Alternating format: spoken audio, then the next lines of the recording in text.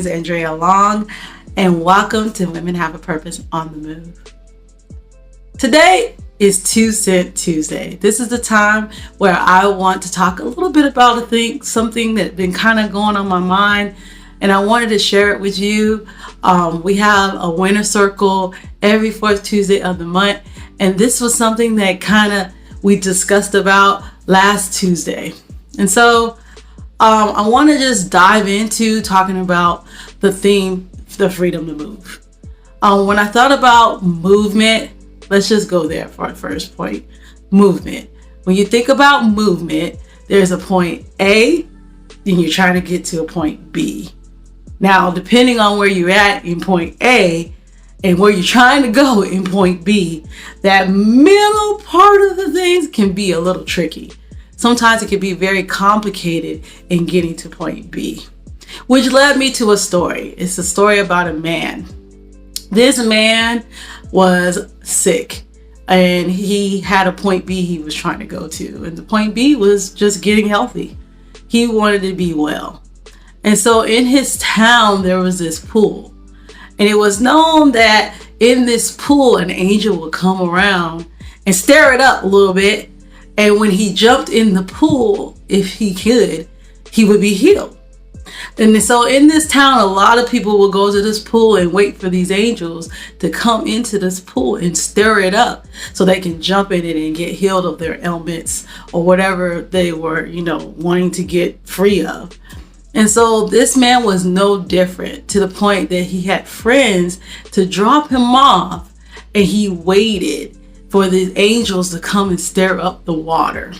And when they stirred up the water, then hopefully he could jump in it and he would be healed. And I don't know about y'all, I'm pretty sure his life would be a whole lot different than what it was at the time, which is his point A.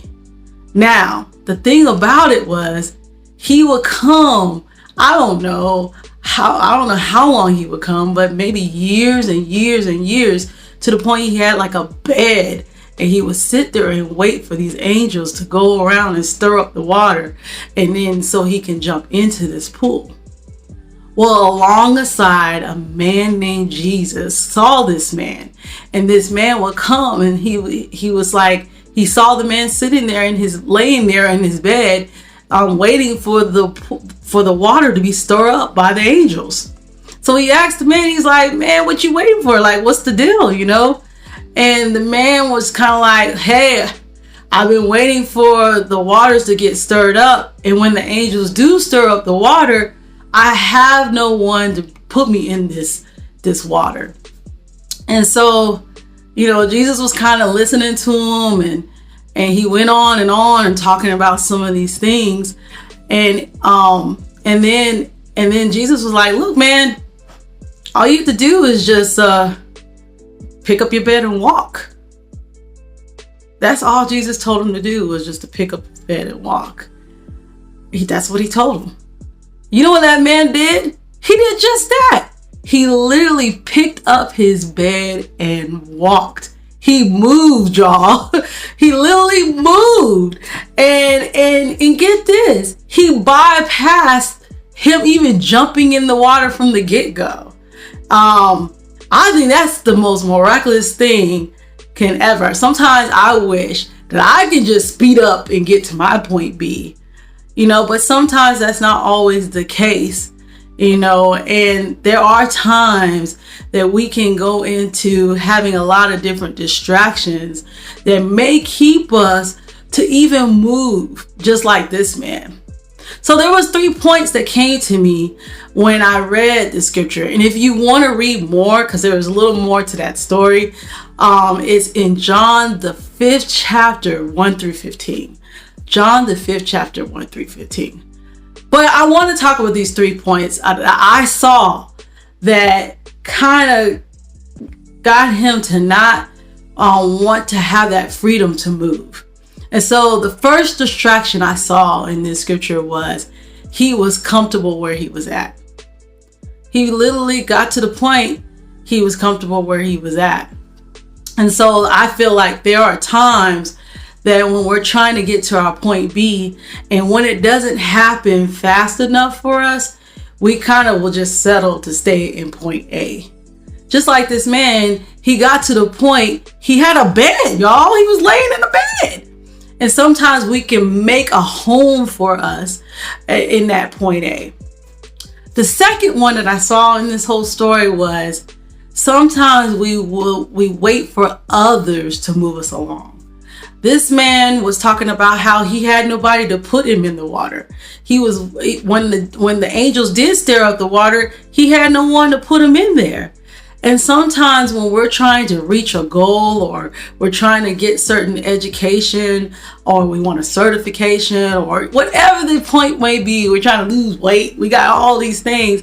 Sometimes we will come up and say, well, if this person would do this for me, then I probably can do this. And sometimes we put our energy towards others in why we did not move. Just like he did. He said, hey, if I would have had some help to get me in the water, I would have been able to get this done.